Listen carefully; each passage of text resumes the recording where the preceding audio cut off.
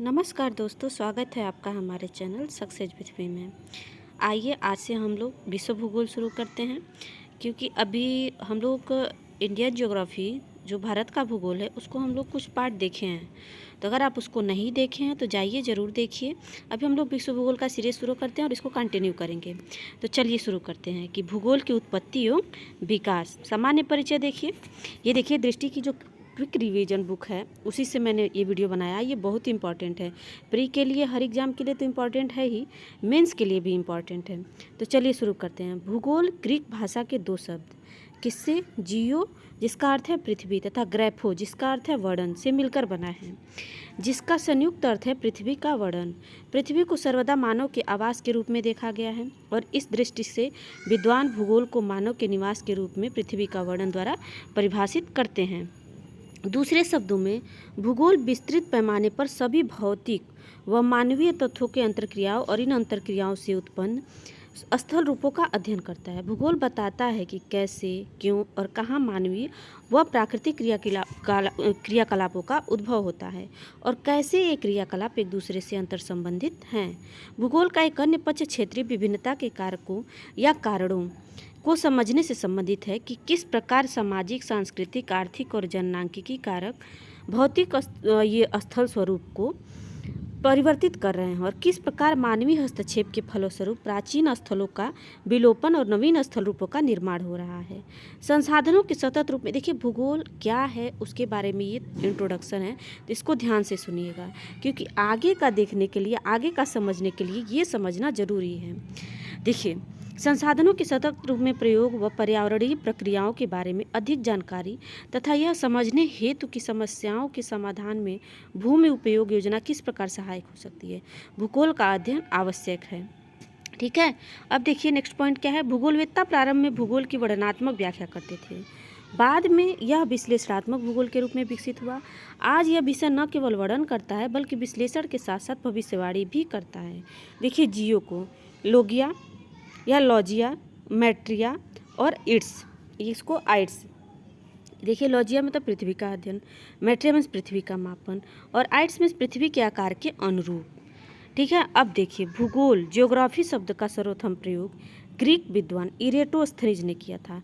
ये बहुत बार एग्जाम में पूछा गया है कि भूगोल शब्द का सर्वप्रथम प्रयोग किसने किया था, तो वो है इरेटोस्थनीज। और ये कौन से भी कहाँ के विद्वान थे, ग्रीक विद्वान थे, इसलिए उन्हें भूगोल का पिता कहा जाता है। तो भूगोल का पिता किसे कहा जाता है, इरेटोस्थनीज को। कुछ विद्वानों ने हिकैटियस को भी भूगोल का जनक माना है। हिकैटियस ने स्थल भाग को सागरों से घिरा माना तथा दो महादेशों का ज्ञान दिया। अब देखिए नेक्स्ट पॉइंट, लेकिन सर्वमान्य कौन है, इरेटोस्थनीज। अब देखिए आधुनिक भूगोल का जनक, ये बहुत ही इंपॉर्टेंट है। आधुनिक भूगोल के जनक कौन माने जाते हैं, अलेक्जेंडर वान हम्बोल्ट को कहा जाता है। उन्होंने आधुनिक भूगोल का वैज्ञानिक एवं दार्शनिक आधारों पर विकास किया। कॉस्मॉस हम्बोल्ट की प्रसिद्ध रचना, ये भी क्वेश्चन पूछा गया है कि कॉस्मॉस किसकी रचना है, तो किसकी है, हम्बोल्ट की। ठीक है, समताप रेखा को मानचित्र पर दिखाने वाले ये प्रथम व्यक्ति थे। अब भी भूगोल से संबंधित परिभाषाएं दी गई हैं। देखिए कुछ भूगोलवेत्ता हैं जो भूगोल से संबंधित परिभाषाएं दिए हैं। भूगोल एक ऐसा स्वतंत्र विषय है जिसका उद्देश्य लोगों को इस विश्व का, आकाशीय पिंडों का, स्थल महासागर, जीव जंतुओं, वनस्पतियों, फलों तथा भूधरातल के क्षेत्रों में देखी जाने वाली प्रत्येक अन्य वस्तु का ज्ञान प्राप्त करना है। किसने कहा है ये, स्ट्रेबो ने। अब देखिए, अब भूगोल दूसरे कौन है, भूगोल पृथ्वी की झलक को स्वर्ग में देखने वाला आभामय विज्ञान है, टॉलेमी ने कहा है। भूगोल का उद्देश्य धरातल की प्रादेशिक क्षेत्रीय भिन्नता का वर्णन एवं व्याख्यान करना, किसका है, रिचर्ड हॉटसॉर्न ने। अब देखिए भूगोल का विकास क्रम, कैसे कैसे विकास हुआ है, इवोल्यूशन ऑफ जियोग्राफी। अब देखिए प्राचीन समय में पृथ्वी संबंधी अधिकतर जानकारी अन्य विषयों के विद्वानों से मिला करती थी। जैसे हिप्पोक्रेट्स ने मनुष्य पर पर्यावरण के प्रभाव का वर्णन किया। अरस्तु ने अपनी प्रसिद्ध पुस्तक पॉलिटिक्स में राज्य के गठन पर भौतिक कारकों के प्रभाव को स्पष्ट किया। 18वीं शताब्दी में नवीन भौगोलिक भूभागों तथा समुद्री मार्गों के अन्वेषण से सजीव भौगोलिक विवरणों का लेखन कार्य शुरू हुआ, क्योंकि इनमें यूरोपीय उपनिवेशों के विजय अभियान जुड़े हुए थे। आर्थिक हितों से प्रेरित 19वीं शताब्दी के आरंभ से ही इन भौगोलिक विवरणों का सुव्यवस्थित अध्ययन शुरू हो गया। कब से, 19वीं शताब्दी के आरंभ से ही। अर्थात भूगोल का एक स्वतंत्र अध्ययन शुरू हुआ जिसमें एवी हम्बोल्ट एवं कार्ल रिटर का अतुलनीय योगदान रहा, जो ये कौन से आधुनिक भूगोल के जनक कहे जाते हैं। 20वीं शताब्दी के प्रारंभ में भूगोल का अध्ययन मानव और पर्यावरण के पारस्परिक संबंधों के रूप में शुरू हुआ था। इसके अध्ययन से संबंधित भूगोलवेत्ताओं के दो गुटों का निर्माण हुआ जिसकी अपनी अपनी विचारधाराएं थीं। देखिए कौन कौन सी विचारधाराएं। पहला है संभावनावाद। संभावनावाद में इस विचारधारा के अनुसार मानव अपने वातावरण में बदलाव लाने में सक्षम है तथा प्रकृति से प्राप्त अनेक संभावनाओं का अपनी इच्छा अनुसार दोहन करने की योग्यता रखता है। नेक्स्ट देखिए, इनके समर्थकों में संभावनावाद के समर्थक कौन है? विडाल डी ला ब्लास एवं लुसियन फ्रेबे प्रमुख हैं।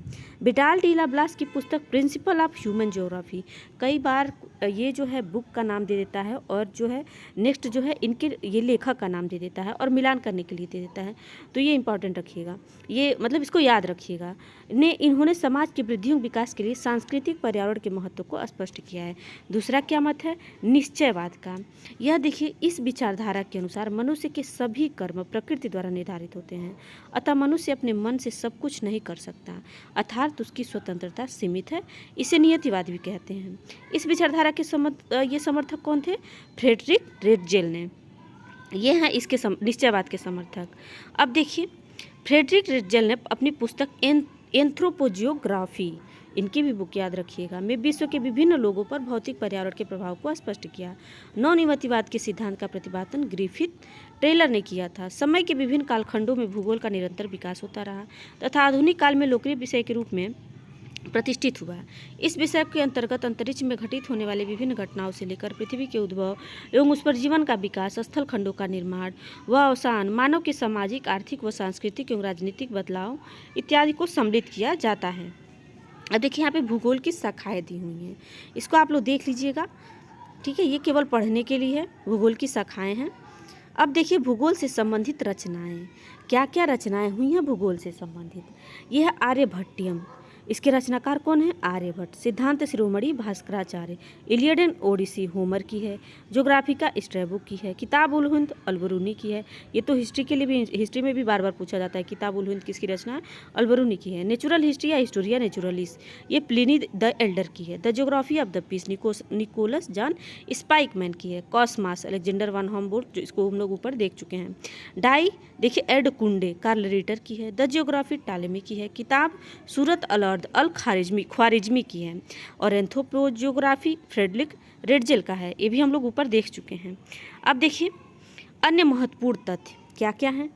ये देखिए, अनेकजी मेंडर ने सर्वप्रथम मापक के आधार पर विश्व का मानचित्र बनाया था। किसने? अनेकजी मेंडर ने मापक के आधार पर विश्व का मानचित्र बनाया था। भूगोलवेत्ता जो थे कार्ल रिटर ने पृथ्वी तल का अध्ययन मानव के केंद्र में रखकर किया। इन्हें आराम कुर्सी वाला भूगोलवेत्ता कहा जाता है। क्वेश्चन ये आ सकता है कि आराम कुर्सी वाला भूगोलवेत्ता किसे कहा जाता है? किसे कहा जाता है? कार्ल रिटर को। अब देखिए, टॉलेमी ने सर्वप्रथम विश्व मानचित्र पर भारत को दर्शाया था।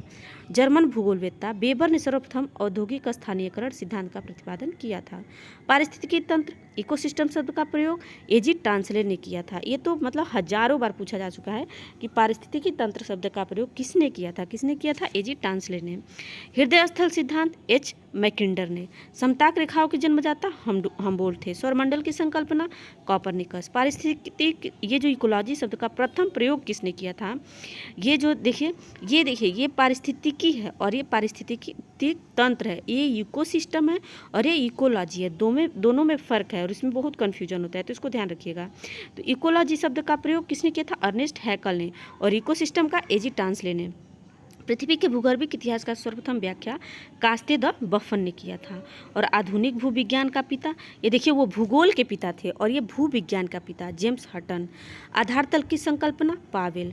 भू संतुलन शब्द का प्रयोग क्लैरेंस टडन।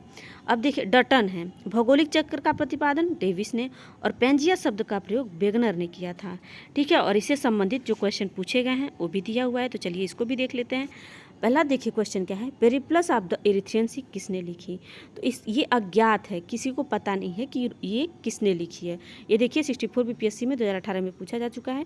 तो ऑप्शन ई सही है। निम्नलिखित में से किस सिद्धांत ने सर्वप्रथम भूगोल शब्द का निम्नलिखित में से किस विद्वान ने सर्वप्रथम भूगोल शब्द का प्रयोग किया, किसने किया। इससे पहले हम लोग इसमें मैं जोर दे के बताई हूँ क्योंकि ये एग्जाम में पूछा जाता है। इरेटोस्थनीज ने, ठीक है। अब भूगोल के नौ नियतिवाद के सिद्धांत का प्रतिपादन किसने किया था, जी टेलर ने। आधुनिक भूगोल का जनक अलेक्जेंडर वान हम्बोल्ट ने। अब देखिए ज्योग्राफिका किसकी रचना है, स्ट्रेबो की रचना है। नेक्स्ट देखिए संभाव्यवाद सिद्धांत का प्रतिपादन किसने किया था। तो देखिए हम लोग उसमें ऊपर पढ़े थे, इनमें उनका नाम नहीं है। जी टेलर है, फ्रेडरिक टेलर है, न्यूटन है, इनमें से कोई नहीं होगा। ऑप्शन डी सही है। कॉस्मॉस किसकी प्रसिद्ध कृति है, तो हम्बोल्ट की है। निम्नलिखित ग्रंथों पर विचार कीजिए। इसमें कहा है कि निश्चयवाद के समर्थकों में विडाल डी ला ब्लास और लुसियन फेब्रे प्रमुख थे और फ्रेडरिक रेटजेल जो है संभावनावाद के समर्थक माने जाते हैं। ये उल्टा दे दिया है, निश्चयवाद के फ्रेडरिक रेटजेल थे और संभावनावाद के विडाल डी ला ब्लास थे और लुसियन फेब्रे थे। तो ये उल्टा दे दिया, तो इसमें क्या होगा, ना ही एक और ना ही दो, इसका ऑप्शन सही होगा। तो ये हम लोग का पहला टॉपिक जो है ख़त्म होता है, ठीक है। अब इसके आगे हम लोग नेक्स्ट इसका चैप्टर देखेंगे। पहला चैप्टर जो है भूगोल की उत्पत्ति एवं विकास, ये खत्म होता है। अब हम लोग इसका नेक्स्ट चैप्टर देखेंगे। तो अगर आपको हमारा वीडियो अच्छा लगा है तो हमारे वीडियो को लाइक करें, हमारे चैनल को सब्सक्राइब करें और कमेंट में ज़रूर बताएं कि आपको हमारा वीडियो कैसा लगा है। Thank you so much.